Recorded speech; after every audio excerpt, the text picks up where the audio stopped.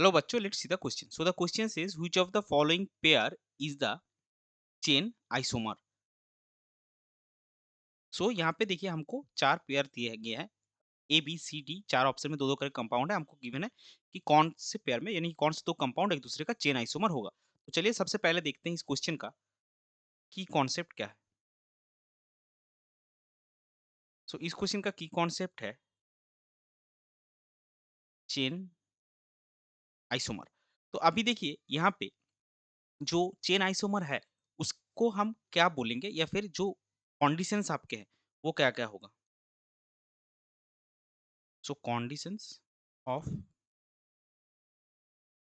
Chain isomerism, पहला क्या है, सेम मॉलिक्यूलर फॉर्मूला। दूसरा क्या है, सेम कार्बन स्केलेटन। तीसरा क्या है, पोजीशन ऑफ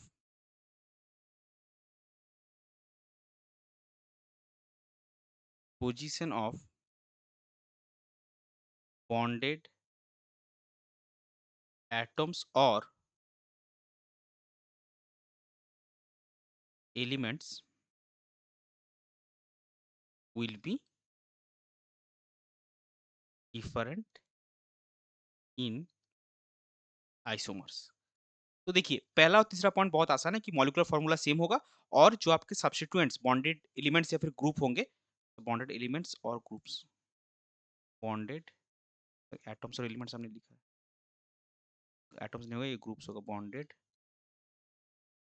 ग्रुप्स और एलिमेंट्स। सो जो सब्स्टिट्यूएंट्स होंगे यानी कि कार्बन के साथ जो एलिमेंट्स या फिर ग्रुप्स अटैच होंगे उनका पोजीशन डिफरेंट रहेगा।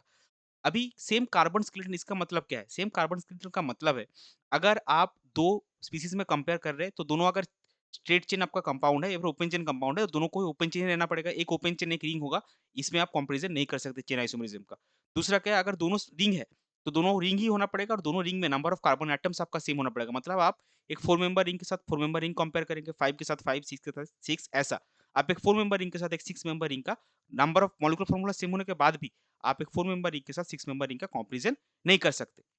तो अभी हमको जो ऑप्शंस गिवन है हम उसके रिस्पेक्ट में ये देखते हैं। तो अगर आप ये वाला देखेंगे तो ए में जो 2 पेयर है ये एक्चुअली आइडेंटिकली है। अगर आप कार्बन का नंबरिंग भी करेंगे तो देखिए 1, 2, 3, 4, यहाँ पे आप 1, इसको आप ऐसे लीजिए 1, 2, 3, 4। तो दोनों स्ट्रक्चर में आपका कार्बन नंबर 2 पे 2 मिथाइल ग्रुप जुड़ा है। तो ए के केस में आपका क्या है? ये आइडेंटिकली है, आइडेंटिकल कंपाउंड। बी के केस में क्या है? आपका दोनों स्ट्रक्चर डिफरेंट है, लेकिन इसमें आपका चेन आइसोमरिज्म पॉसिबल नहीं है। Chain isomerism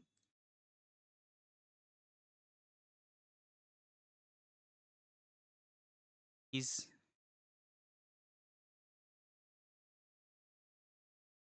not possible. Chain isomerism is not possible as carbon skeleton is different. तो जो कार्बन स्केलेटन का बात कर रहा था कि आप दोनों 2 रिंग में अगर आप कंपेयर कर रहे हैं तो आपको 2 रिंग ही लेना होगा। यहाँ पे हमने 2 रिंग पे कंपेयर किया, लेकिन अगर आप देखेंगे ये वाला रिंग, पहला रिंग आपका 6 मेंबर है, दूसरा रिंग आपका 5 मेंबर है। तो रिंग का जो मेंबर है, number of carbon atoms in the ring वो डिफरेंट हो रहा है। मतलब कार्बन स्केलेटन आपका चेंज हो रहा है, तो इसमें आप चेन आइसोमरिज्म का कंपैरिजन नहीं कर सकते। इन दोनों को आप एक दूसरे का चेन आइसोमरिज्म नहीं बोल सकते, मॉलिक्यूलर फार्मूला सेम होने के बाद भी। सी में आते हैं। सी में देखिए आपका दोनों जो कंपाउंड्स है दोनों में 3 मेंबर रिंग है, यानी कि कार्बन स्केलेटन सेम है, मॉलिक्यूलर फार्मूला भी आपका सेम है। और अगर आप नंबरिंग करेंगे ये जो 2 मिथाइल ग्रुप है 1, 2, 3 रफली कीजिए आप अपने हिसाब से, और यहाँ पे आपका तो यहाँ से करते तो कोई बेटर होगा 1, 2, 3 और यहाँ पे 1, 2, 3। तो पहले में आपका जो मिथाइल ग्रुप्स है वो 1 और 2 नंबर कार्बन पे है और दूसरे स्ट्रक्चर में जो मिथाइल ग्रुप दोनों ही मिथाइल ग्रुप 1 नंबर पे। तो आपका मॉलिक्यूलर फार्मूला सेम है, कार्बन स्केलेटन सेम है और position of the attached groups जो मिथाइल ग्रुप है उसका पोजीशन दोनों स्ट्रक्चर में डिफरेंट है। सो हम क्या लिख सकते हैं? These 2 are